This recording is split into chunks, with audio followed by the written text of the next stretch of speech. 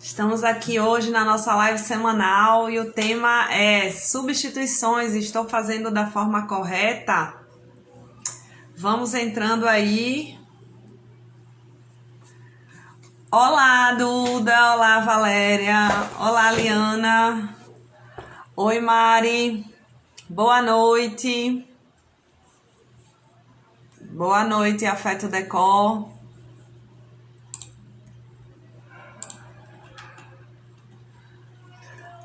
Boa noite, Ana Carla. Bora lá, gente. O tema dessa live de hoje, ele é bem importante. Boa noite, Sons e Gestos. Pra gente falar um pouquinho sobre como a gente deveria... Oi, Neidoca. Oi, Bárbara. Olá, amiga. Boa noite, Pati. Esse tema de hoje, gente, ele é bem importante. Por quê? Porque acaba que a gente é tão bombardeado o tempo todo em relação a necessidades que a gente perde bastante a nossa forma de discernimento e de escolha em relação aos alimentos. Eu não sei se vocês têm esse sentimento de que é tanta coisa que as pessoas falam, tanta coisa diferente, que pode, que não pode, que eu deveria trocar A por B, que a gente fica perdido, né? E a ideia é sair dessa live de hoje mais tranquilo e seguro, da forma, boa noite, Lúcio, mais tranquilo e seguro em relação à forma de fazer as suas escolhas, sabe? E de resgatar um pouquinho mais a autonomia para a gente se alimentar. A ideia é essa, tá? Mas antes disso, a gente vai conversar sobre algumas definições para a gente poder contextualizar esse assunto. Então, gente, olha só. O primeiro ponto que eu trouxe aqui para vocês foi em relação à nomenclatura de algumas embalagens, certo? Então, o que é que a gente tem na nomenclatura de algumas embalagens? O light, o diet e o zero. E aí, isso gera muita dúvida, porque a indústria ela vai fazer de tudo para que a gente... para que a gente seja enganado, né? Então, vai fazer de tudo para que a gente acredite que aquilo ali é a melhor alternativa para a nossa necessidade. E aí, a gente vai conversar um pouquinho sobre isso para vocês entenderem quais são as melhores escolhas, certo? Quando a gente fala em relação ao produto light, ele vai ter 25% menos de algum nutriente, certo? Em comparação com o outro. Então, se eu tenho, por exemplo, um chocolate, e aí eu tenho um chocolate light, ele vai ter 25% menos de açúcar ou de gordura, por exemplo, que o chocolate original. Então, sempre vai ser em comparação a alguma coisa, certo? Aí a gente pergunta... Será que essa referência ela é uma referência boa que eu deveria considerar? Então, será que o light ele vai ser uma alternativa boa sempre? Depende. Então, por exemplo, tem alguns alimentos que eles têm, sei lá, um pão tradicional e um pão light. E aí, quando eu coloco esse pão light, gente, eu tô dando alguns exemplos, eu não tô generalizando. A gente vai aprender a como comparar isso, certo?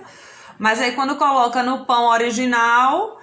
ele vai ter, sei lá, 100 gramas, 100 calorias. E aí no pão light, ele vai ter também 100 calorias, mas ele diminuiu 25% em relação ao açúcar e aumentou 25% em relação à gordura. Então a gente tem que entender o que é que a gente está procurando, tá? Isso é a relação do light, sempre 25% menos de algum alimento. O diet, ele vai ser o zero ou minimamente algum desses nutrientes. Normalmente eles usam açúcar ou gordura também. Então, se é um alimento zero, ele não vai ter açúcar, zero açúcar ou zero gordura. Se a gente precisa que aquele alimento seja palatável, a indústria vai ter que colocar alguma coisa no lugar. Eu não consigo fazer um alimento zero açúcar, por exemplo, se é um doce, e ter um sabor semelhante àquele que tinha açúcar. E aí, quando entra nessa questão de colocar uma coisa no lugar, é que é o grande problema, porque que tipo de alimentos que a gente está consumindo em troca desse zero, entende? E outro ponto para se considerar. Sempre que existe uma nomenclatura light diet, normalmente vai ser um alimento processado, vai ser um alimento industrializado. Então, será que não seria mais interessante consumir alimentos que não têm nenhuma nomenclatura de light e diet, que são naturais, que não são processados, do que consumir esses alimentos industrializados? Claro que eu entendo que em algum momento a gente vai querer consumir esses alimentos industrializados e a gente quer saber como escolher melhor, tá? E aí hoje a gente vai conversar um pouquinho sobre isso. Então a gente definiu aí o que seria a definição do light, a gente definiu o que seria a definição do zero ou do diet, né? E aí eu queria que a gente conversasse um pouquinho sobre as calorias, certo? Quando a gente olha na informação nutricional, a gente faz assim, tal alimento ele é muito calórico. Ele é muito calórico em relação a quê? Em relação à necessidade de quem? Então, se a gente tem um hambúrguer, por exemplo, que ele vai ter 1.000 calorias e a sua necessidade calórica seria 2.000, realmente ele é bastante calórico. Mas é sempre importante a gente pensar na referência. Qual é a minha necessidade energética também? Porque nem sempre ter menos caloria quer dizer que é de maior qualidade. Então, quando a gente tem 100 calorias, eu não sei quem são os ingredientes que estão compondo essas calorias. Então, é bem importante a gente, além de ler proteína, gordura, carboidrato, fibra, a gente olhar também quais são os ingredientes que estão compondo essas calorias, certo? E aí, como é que a gente vai ler esses rótulos, né? A ideia, minha gente, é o seguinte, não tem mistério. Toda vez que eu for consumir um produto industrializado, eu vou dar prioridade para o alimento que tenha uma menor quantidade de ingredientes. Tá? Menor quantidade de ingredientes.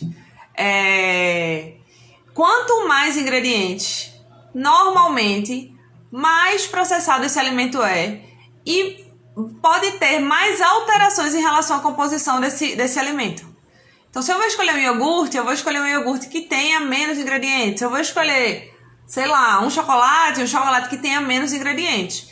E dar preferência para ingredientes que você conheça, você saiba o que é. Porque não é normal a gente olhar um rótulo e não saber identificar o que é que tem escrito ali. Então, se eu não sei o que tem escrito ali, não é porque você pessoa, desconhece e deveria conhecer, não. É porque aquilo ali não é um alimento natural. Entende?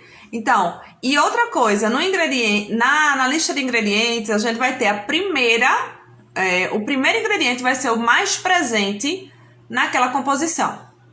Certo?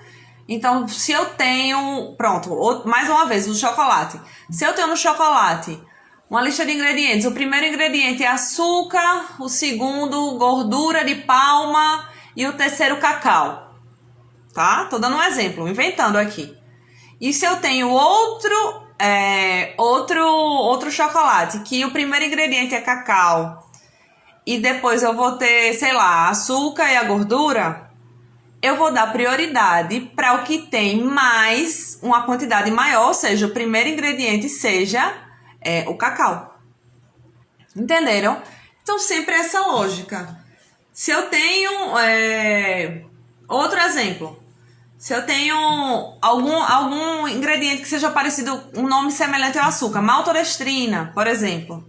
No primeiro ingrediente, quer dizer que aquele alimento ele é composto, na sua maior parte, o ingrediente que vai ser mais presente naquele alimento é o açúcar, certo?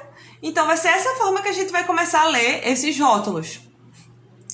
E muitas vezes o rótulo ele engana a gente. Então, quando eles colocam aquela coisinha verde, cozinha light, diz no rótulo que ele é light, sem adição de... Tudo bem, sem adição de uma coisa, mas talvez já tenha esse ingrediente na própria composição. Então, na dúvida, procurem consumir alimentos que vocês conheçam e que sejam produtos naturais, porque aí não vai ter mistério, certo? Mas se vocês forem consumir, vocês já sabem como ler. Aí, bora lá. Eu vou colocar aqui alguns questionamentos que o pessoal me mandou aqui no WhatsApp. Ou, desculpa, no WhatsApp. No Instagram. Eu vou abrir aqui pra eu ver, tá? Um deles foi pão francês por torrada integral, certo? Deixa eu anotar aqui. Bora lá. Um pão francês, ele vai ter mais ou menos 150 calorias. Eu não sei quantas calorias essa torrada integral teria, mas normalmente uma torrada integral vai ter mais ou menos 70 calorias, certo? Então, em um pão francês, seria mais ou menos equivalente a 2 fatias de torrada integral. O que é que você tem mais saciedade? Com um pão francês ou com 2 fatias de torrada integral? O que é que vocês acham? Torrada ou pão integral, tô dizendo, tá? Vocês têm mais saciedade consumindo um pão francês ou 2 fatias de torrada integral? Normalmente, as pessoas elas têm mais saciedade consumindo 2 fatias de pão integral do que o pão francês. Tu tem mais do pão francês, Nai? Tudo bem, por isso que eu perguntei. Porque, veja, se o objetivo é te dar mais saciedade, a gente pode escolher qualquer uma das duas, porque a quantidade de caloria é semelhante, certo? Porém, vou colocar aqui agora algo que eu ia falar lá no final, mas vou trazer. Quando a gente fala de substituições corretas, normalmente são alimentos do mesmo grupo alimentar. Então, por exemplo, a gente coloca uma porção de equivalência. Meio pão francês seria equivalente a uma rodela de inhame, seria equivalente a 100 gramas de batata doce, seria equivalente a 50 gramas de macaxeira, seria equivalente a mais ou menos 3 colheres de cuscuz pronto, tá? Então, essa seria a equivalência e essa seria a substituição correta. Qual é a melhor escolha? Primeiro, depende do teu objetivo, né? Então, se o teu objetivo é quero ter mais saciedade para consumir menos calorias, eu vou entender que o que me dá mais saciedade desses alimentos vai ser a melhor opção. Se o teu objetivo for eu preciso comer mais porque eu quero ganhar peso, seria completamente o contrário, entendeu? Então, a questão da substituição correta ou não é muito relativa de acordo com o seu objetivo. E perfeito o que você falou. Outro ponto que eu preciso considerar, que eu ia falar no final da live, mas vou trazer agora, faz sentido para você comer essas 2 fatias de pão integral no lugar do pão francês? Eles vão matar a tua vontade de comer pão, porque às vezes a gente pode consumir 10 fatias de pão de torrada integral e não vai matar a vontade de comer o pão francês. Então é muito mais negócio, é muito mais inteligente a gente se preparar para comer aquela comidinha que a gente gosta, né? Eita, que delícia, eu vou comer meu pãozinho francês aqui agora. E come com prazer, e come de forma consciente, do que ficar fazendo esse tipo de substituição, porque em caloria não faz diferença nenhuma. Entende? Então são trocas que não fazem sentido, a gente precisa olhar e dizer assim, sem julgamento, qual seria o alimento que eu comeria agora? Será que essa substituição vai matar minha vontade? Será que vai matar minha vontade de comer esse alimento? Será que eu tô com fome física ou será que eu tô com fome emocional?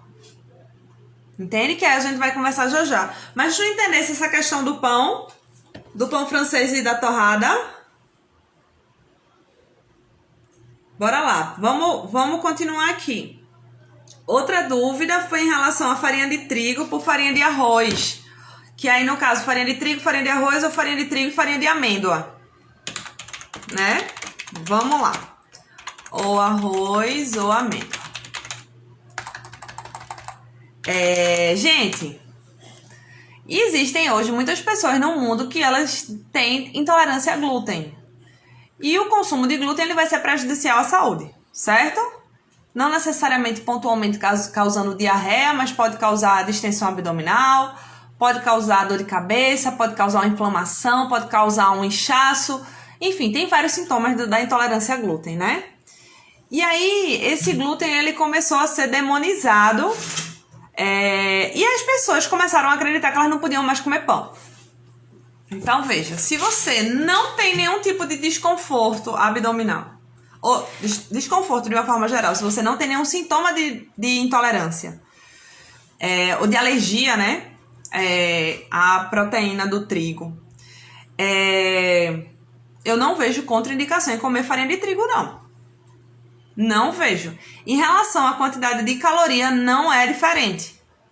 Agora, Natália, quando eu como glúten, eu sinto que minha barriga incha. E quando eu não como farinha de arroz, eu sinto que eu fico mais sequinha, que eu me sinto melhor, não me sinto desconfortável dessa forma. Aí, tudo bem, tá? Mas eu não vejo como um problema. Ou qual o problema que eu vejo?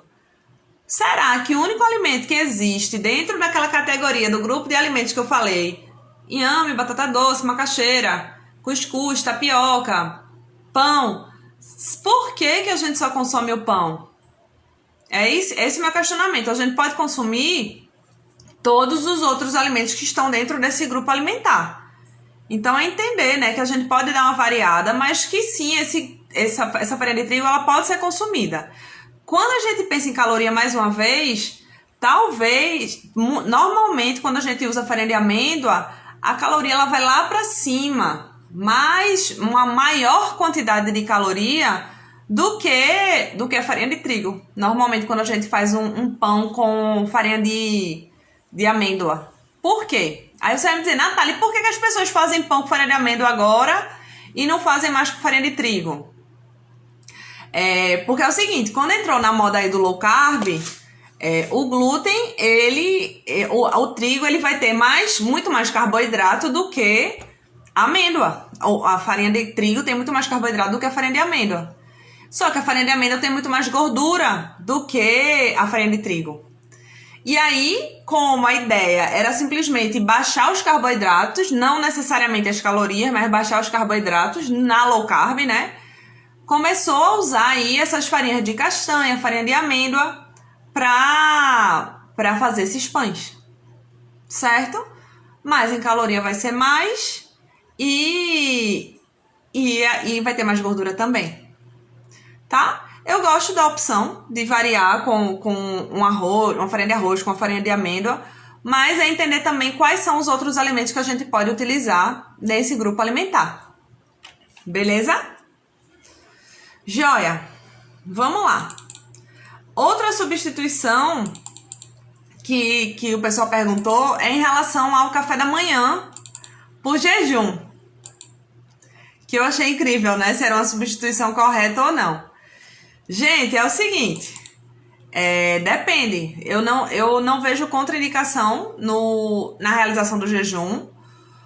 Mas eu preciso entender por que eu tô fazendo aquilo. E eu preciso entender se eu não estou sobrecarregando nas outras refeições. A gente tem vários benefícios da realização do jejum, inclusive para o processo de emagrecimento, inclusive para o processo de longevidade. Mas é perguntar assim, eu tô ficando morrendo de fome, se eu chego no almoço e como se não houvesse amanhã, e eu não consigo ter uma escolha inteligente, ter um critério e fazer uma escolha equilibrada depois desse jejum, das duas uma, ou não deveria estar fazendo jejum, ou o jejum é de muitas horas, ou eu não tô comendo de uma forma equilibrada, e aí eu tô ficando com fome, certo?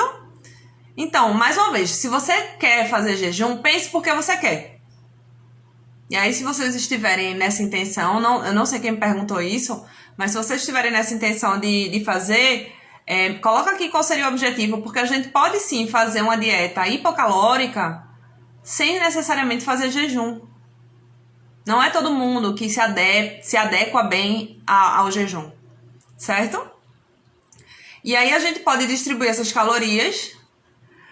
Pois é, Nayara tá dizendo aqui que acorda com fome já. Eu também acordo. Depende do dia. E aí é um ponto que é até interessante, viu, Nayara? Quando eu tô trabalhando em casa, eu só como quando eu tenho fome. Então não tem muito essa coisa de ter que tomar acordar e tomar café da manhã, mas porque eu tô trabalhando em casa. Eu não preciso cumprir um horário de expediente, entendeu? Quando você tá trabalhando no horário de expediente, no sentido que vai sair de casa e não vai poder comer, não vai poder parar para comer. Que muito dos horários pré-estabelecidos hoje, eles existem por conta do expediente de trabalho, né? Café da manhã, intervalo, lanche, almoço entre os dois expedientes e o jantar no final do expediente. É só por conta disso. Mas, funcionalmente, na verdade, quando a gente pensa no ser humano, de uma forma geral, o correto seria a gente comer quando a gente tem fome. Ah, Natália, mas se eu for sair de casa e eu não tomar café da manhã, eu vou chegar às 10 da manhã, vou estar morrendo de fome. E aí tudo bem, eu entendo que a gente teria que comer mesmo sem fome nesse sentido, porque a gente não vai poder comer na hora que a gente tiver fome de fato. Entendendo que a gente já conhece nosso organismo. Certo? E outra coisa também, a história de comer só quando tem fome, é porque muitas vezes a gente não conhece os sinais de fome que o organismo da gente dá. Então, aqueles sinais iniciais, né? Eita, comecei a ter fome, da minha barriga tá roncando, tô com um pouquinho de fome. A gente sempre, pode ser que a gente espere para que essa fome ela esteja muito grande e aí a gente perde já o critério de escolha. Então, é interessante seguir e respeitar os sinais de fome e de saciedade do seu organismo. Se você está com fome o tempo todo, das duas, uma. Ou você não está consumindo a quantidade de calorias que você precisa, ou você não está consumindo alimentos que te dão saciedade, ou existe alguma desregulação aí no seu organismo, né, que precisa ser investigada. Mas tem que sim respeitar os sinais de fome e de saciedade do seu organismo. A gente precisa confiar no nosso corpo. É um pouco assustador para muitas pessoas, né, confiar no corpo, mas é dessa forma que a gente vai conseguir saber quanto comer e quando comer, tá? Entenderam, gente, essa questão do café da manhã e do jejum? Tranquilo? Certo? Ó, pão normal e pão sem glúten a gente falou mais ou menos em relação à farinha de trigo e à farinha de arroz, né? Um ponto também que eu queria colocar aqui é o preço, é o custo. Que esse pão sem glúten ele vai ser bem mais caro. Então, eu posso economizar também se eu não sinto desconforto, sinto diferença e em relação à quantidade de calorias seria semelhante, a absorção seria semelhante, a gente pode aí pensar nessa questão financeira também, que pode ser, enfim, tem que avaliar se vale a pena, certo? Outro que o pessoal perguntou foi sal rosa e sal refinado. E aí, minha gente, é o seguinte. Para que esse sal rosa... Qual é o que se vende em relação ao sal rosa, né? Se vende que o sal rosa ele vai ter mais nutrientes, vai ter minerais, uma maior quantidade de minerais que seriam benéficas para o organismo, que o sal refinado não teria. Não é isso? É isso. Sal refinado não teria. Só que, qual é a recomendação? Qual é a recomendação que a gente tem? Limitar o consumo de sal e de sódio por dia, não é? Não é essa a recomendação. Aí, como é que eu vou chegar e vou dizer assim, ó, pra tu atingir essa quantidade de nutrientes, tu vai ter que consumir não sei quanto de sal por dia. Se a minha ideia é diminuir a quantidade de sódio, não faz muito sentido eu acreditar que através desse sal eu vou adquirir esses nutrientes. Vocês estão entendendo o que eu tô falando? Então, assim, não precisa gastar esse dinheiro, tá? Honestamente, é a minha opinião. A gente não precisa consumir sal rosa, a não ser que seja uma coisa assim, Natália, mas eu quero gastar e tá tudo bem. Se minimamente 0%, 0,1% eu tiver um benefício no consumo desse sal rosa, eu quero, tá joia, tudo bem, tá? Mas a gente tem que pensar que é muito mais interessante a gente reduzir o consumo de industrializados e não consumir essa quantidade de sódio toda por dia, do que necessariamente a gente tá trocando o sal rosa por sal refinado. Certo? Então, assim, eu acho que é uma troca bem desinteressante nesse caso aí. Certo? Outra dúvida aqui. açúcar refinado por açúcar demerara. A gente vai entender que seria a forma de processamento nesse caso, certo? Então, a gente teria um menor processamento no açúcar demerara e no açúcar mascavo do que no açúcar refinado, tá? Mesma recomendação, a gente recomenda que seja diminuindo a adição de açúcar por dia. Porém, nesse caso, eu vejo aí como um benefício de consumir um alimento menos processado. Embora seja um alimento processado, tá, gente? Então, a gente poderia aí utilizar o açúcar demerara ou o açúcar mascavo no lugar do açúcar refinado, mas entendendo que são fontes de açúcar. Então, não deixa de ser açúcar, a quantidade de caloria vai ser semelhante, e a ideia é que a gente tente consumir a menor quantidade possível. Aí, se você me perguntar, e o adoçante, Natália, o que é que você acha? Eu acho que o adoçante, ele vai mascarar o sabor de um alimento que não está sendo verdadeira. Certo? Então, quando eu coloco adoçante, eu quero que ele adoce sem a caloria e sem as propriedades do açúcar. Que é um alimento que ele é um alimento industrializado, que é um alimento processado e que eu não acho que é interessante a gente mascarar, na verdade, o sabor desse alimento. Então, por exemplo, se eu quero receber o sabor doce, eu posso, através dos alimentos que são doces, consumi-los. Em vez de colocar adoçante nesses alimentos. Eu não gosto, na verdade, nada de adoçante, a menos que seja aí um paciente diabético e realmente a gente precisa fazer uma restrição mais severa. A orientação é que a gente tente resgatar o prazer em consumir alimentos que não sejam tão doces. Eu sei que isso é um grande desafio. Eu sei que o nosso paladar, ele é um paladar que ele já é bem corrompido, né? De várias formas, que a gente não tem mais aquele paladar de criancinha na introdução alimentar que aceita alimentos sem sal, sem açúcar. Mas o ideal seria tentar resgatar esse sabor doce da original dos alimentos e, se não for possível, tentar adoçar o mínimo possível. Certo? E eu tô falando aqui, minha gente, de um cenário ideal, tá? Cenários ideais, né? Na prática, nem sempre é assim que funciona. Às vezes a gente acorda com vontade de comer um super doce e tá tudo bem. Mas o cenário ideal seria esse. Então, tem uma comparação que ela é bem interessante, que ela é assim: me disseram, né? Olha, veja só, eu tomo todo o suco sem açúcar, menos o suco de limão. O suco de limão eu só gosto com açúcar. Aí eu falei, mas então você não gosta de suco de limão? Pensem nisso. Se a gente precisa colocar açúcar em algum alimento, é porque originalmente a gente não gosta daquele alimento. Então, por que a gente não pode consumir alimentos que a gente goste naturalmente, do sabor deles? Certo? Bora lá, vamos ver aqui. Açúcar refinado e açúcar demerara a gente colocou. Farinha de amêndoa, farinha de trigo, a gente falou também. Doce normal e doce diet, tá? Esse daí é ótimo, esse é maravilhoso. Minha gente, vamos lá.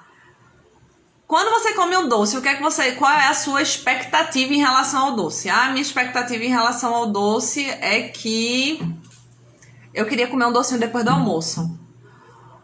Será que o doce normal com açúcar, ele tem o mesmo sabor que o doce diet pra você?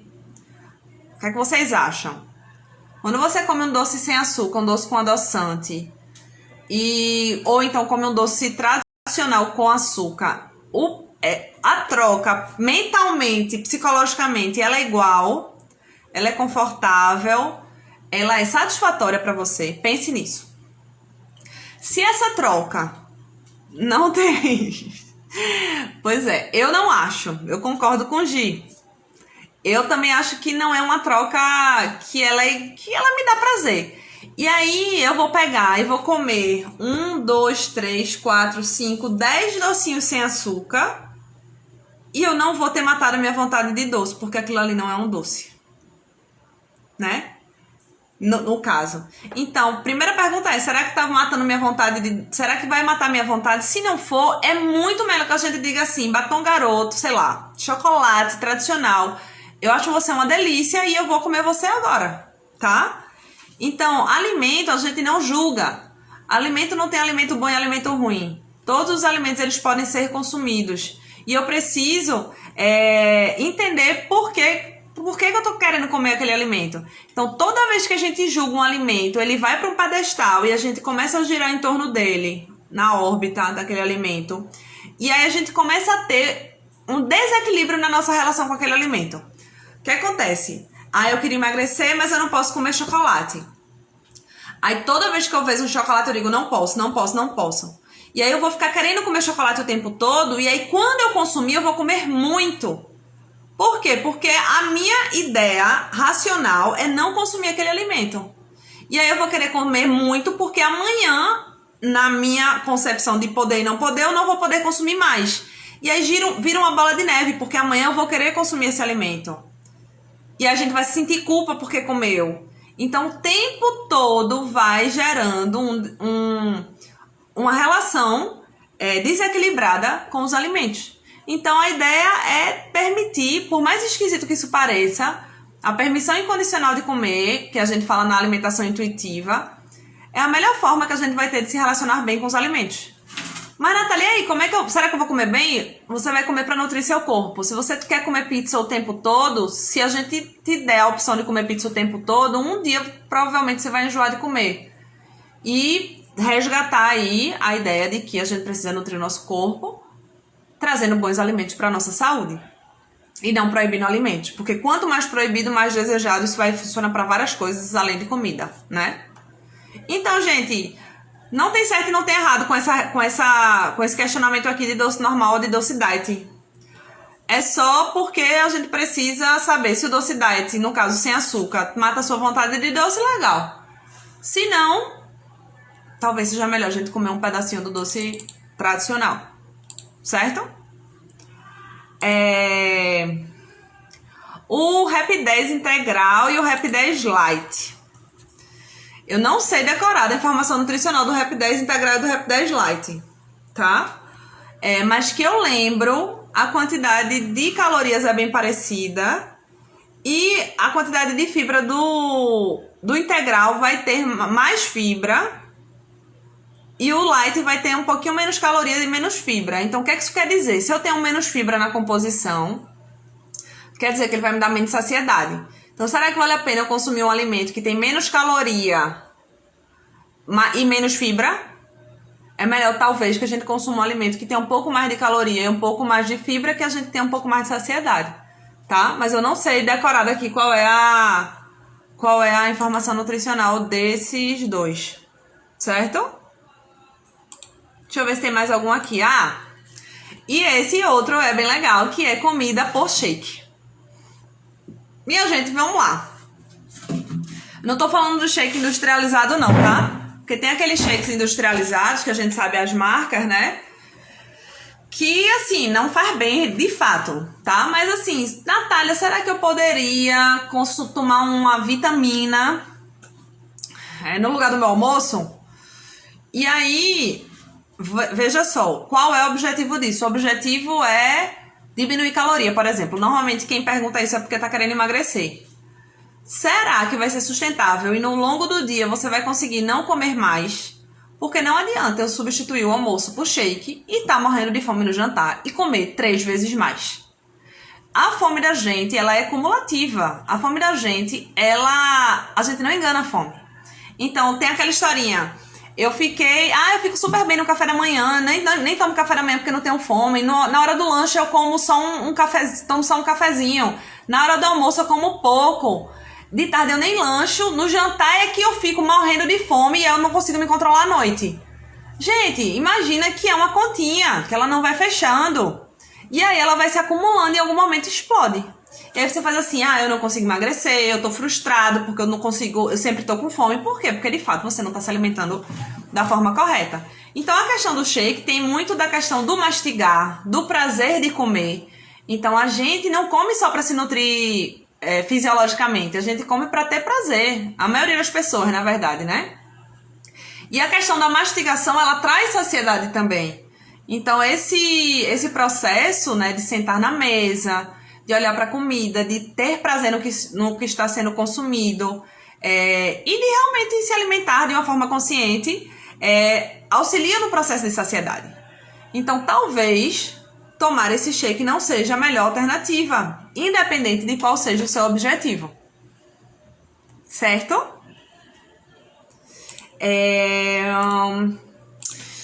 Não tem... Pronto, respondi aqui todas as perguntas. Vocês têm mais alguma pergunta em relação às substituições?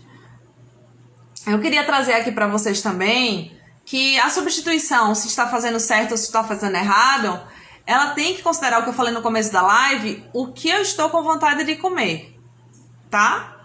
Ai, Natália, eu tô com vontade de comer cuscuz, mas eu comeria inhame também. E aí eu acho que quando eu como cuscuz, eu como muito mais do que quando eu como inhame. E os dois são boas opções pra mim. Beleza. Vai pelo que dá mais saciedade, e se é o teu objetivo comer menos calorias, come o que tem menos calorias. Ah, Natália, eu adoro tomar cerveja e eu adoro tomar caipirosca. Quando eu tomo cerveja, eu tomo 10 latinhas. Quando eu tomo caipirosca, eu tomo 2. Então, você vai optar pelo que você consumiria menos calorias, se o objetivo for esse. E as duas te dão prazer. Tô falando em outro caso, tá, gente? Então, entendem que se tem dois alimentos que eles são equivalentes nesse sentido, no seu prazer, né? E não seria algo que iria prejudicar a sua saúde. Na verdade, prejudicaria igualmente, né? Quando a gente fala de bebida alcoólica. Então, claro que eu posso fazer uma escolha que ela seja menos danosa. Mas que às vezes não vale a pena eu trocar uma coisa que em tese ela seria classificada como mais saudável, não vai matar minha vontade, e a gente teria que fazer um processo mais racional para entender por que eu tô tendo vontade de comer aquele alimento todo dia com aquela frequência. Certo? Muitas vezes, quando eu tenho vontade de comer algo e junto com a fome emocional, a gente come muito mais. Então, é muito mais interessante a gente matar a fome física, que ela não é seletiva, que eu vou consumir alimentos mais saudáveis. E aí, se eu tiver fome emocional, eu posso comer diretamente, aquele alimento que eu estou desejando. Ficou claro ou ficou confuso, minha gente? Ficou claro? Isso? Ah, não, falei não, Laurinha. Mas eu posso falar, claro. Em relação à substituição da carne, não vai ter nenhum alimento que seja em caloria, em proteína, a composição da carne, no caso a carne vermelha, eu não tenho nenhum alimento de origem vegetal que tenha a mesma composição, certo? Então, por exemplo, Natália, tem algum alimento que em 100 gramas tenha X gramas de proteína, X gramas de gordura igualzinho à carne e a mesma quantidade de caloria, por exemplo? Não existe, tá? Por quê? Porque são grupos alimentares diferentes.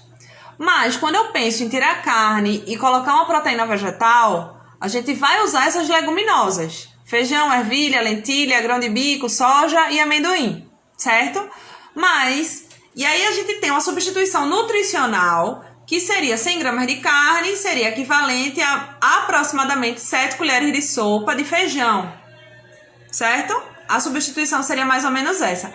Natália, vai ser igual a mesma quantidade de carboidrato, de proteína e de gordura? Não vai ser. Por isso que a gente tem que adequar o plano alimentar como um todo, o dia todo de alimentação. Mas se você quiser saber assim, não tenho um plano alimentar e quero saber como substituir, seria essa substituição. 100 gramas de carne, aproximadamente seria substituído por 7 colheres de sopa de feijão. Certo? Seria mais ou menos dessa forma. Seria dessa forma, tá? Mas a gente precisa ajustar o plano como um todo. Beleza? Minha gente, é isso, né? Vocês gostaram desse tema de hoje? Foi um tema, na verdade, bem diferente que a gente trouxe. E aí, a gente vai trazer alguns temas. Toda vez eu esqueço o tema da live seguinte, mas eu coloco no Insta já pra gente conversar.